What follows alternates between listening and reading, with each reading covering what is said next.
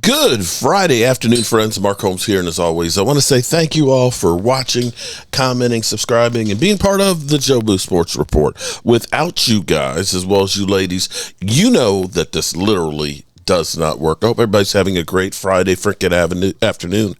Mike is going to Wrestling Mania. Can you smell what The Rock is cooking? He's fighting night one. I just said I didn't even know.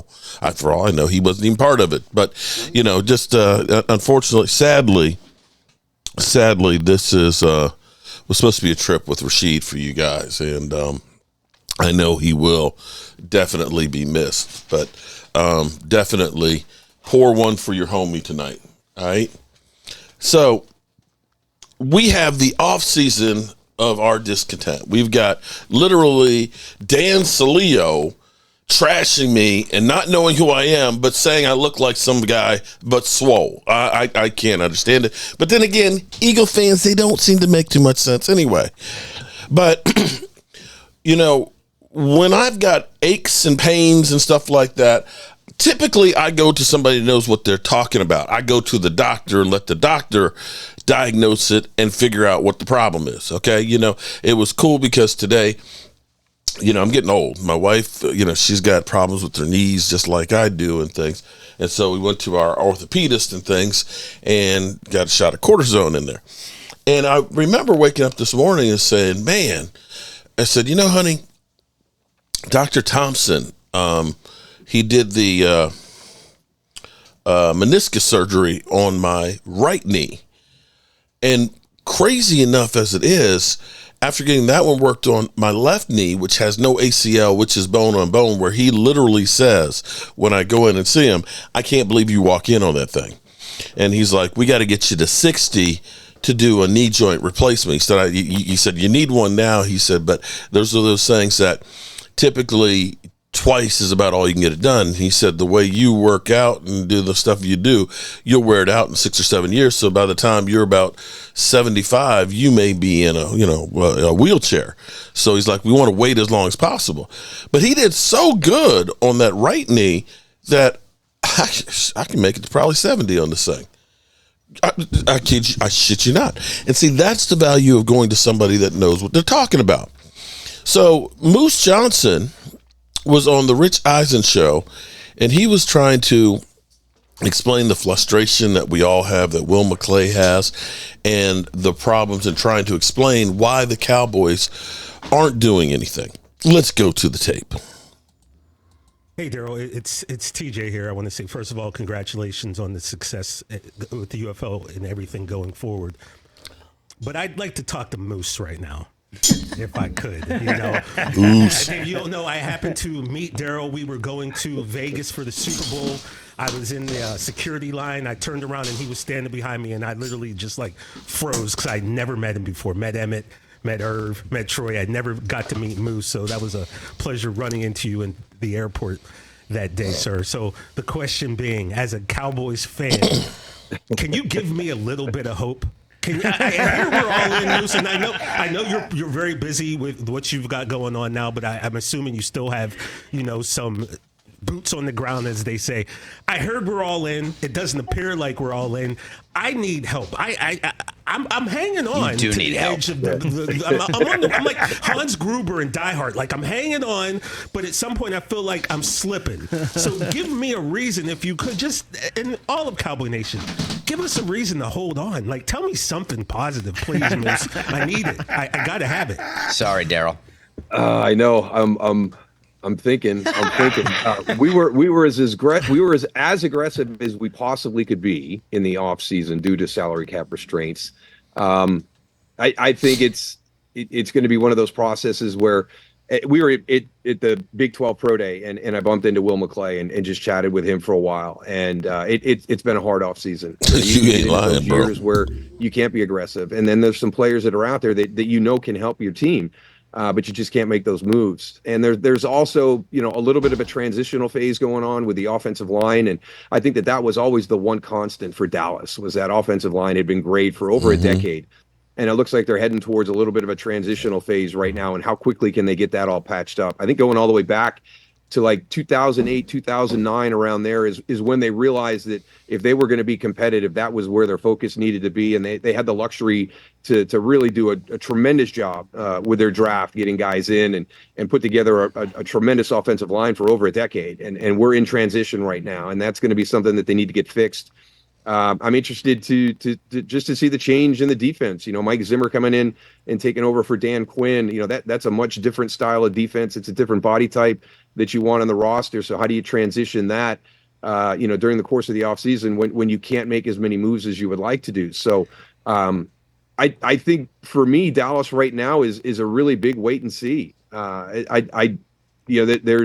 There's a lot of movement going on within the division, within the conference, and within the league. And Dallas has really kind of been sitting on their hands because they have to. So nothing has really changed. And you can see some of the teams on that landscape that have gotten better. And one of them is right here, in the state of Texas. There's a lot of chatter about what the Houston Texans are doing, and they're going all in. And, they've got that ability with C.J. Stroud on that rookie contract. That's when you have to go chase those Super Bowls.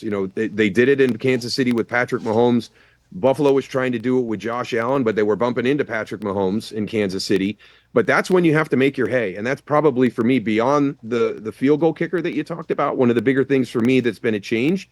I was never really a window guy, that you had this window of opportunity for 3 years, 5 years to go win a championship. But as we see the salary of the quarterback continue to rise and really impact what you can do on your roster and all those supporting positions, you do have to have success when that quarterback is on that rookie contract, because that's when you're going to be able to get the top quality at all those key positions around the quarterback. And so you can see Houston doing that right now, and they've generated quite a bit of conversation here in the state of Texas. It's much fascinating, more than the Dallas Cowboys have done. But you can't have it both ways, because you can win a Super Bowl, you can do it Ram style, win it, and then it's not sustainable. Or you can go all in Dolphin style, not win it, and it's not sustainable. But either way, there is no avoiding the window. Mm-hmm. And so having players outperform their contract, Daryl, that has become a much bigger subject. Catch the Rich Eisen Show every single day on the Roku channel. Interesting take on that. But, I think it more than anything else, I think it's that the Cowboys, I touched on this a little bit last night with my buddies in Cowboy Cave. Definitely check them out and sub them up. Mike Tagg has got more energy than you've seen him before game days.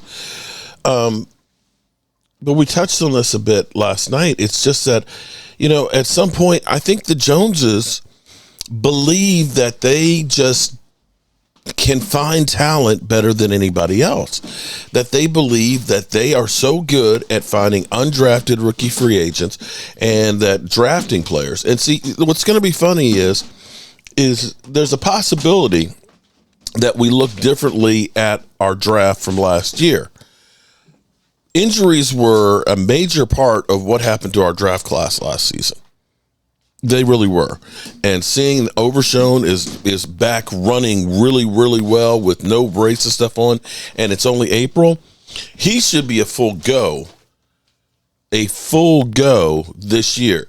And he may end up playing, Agent Zero may end up playing lights out, and that will be as good as signing a good, expensive linebacker, an aging veteran.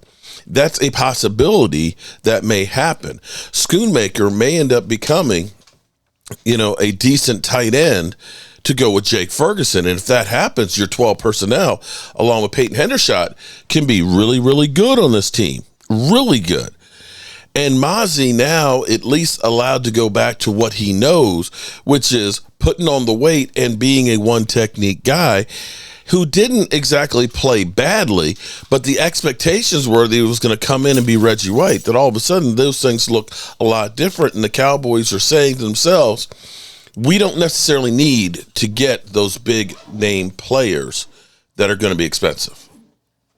That's, I think, the mentality of what's going on here, that they do believe in the guys that they've been grooming and getting them ready. And, Michael, be careful up there, man. Let me know when you get there. I know you're a grown-ass man and all that, but I will forever be your dad and worry. Oh, yeah, because I'm on the Eagle Country. Don't say that. Okay, because you know all Eagle, they're so angry. Everybody knows they're angry. I can't help it that WrestleMania's in Philly this year. Oh man!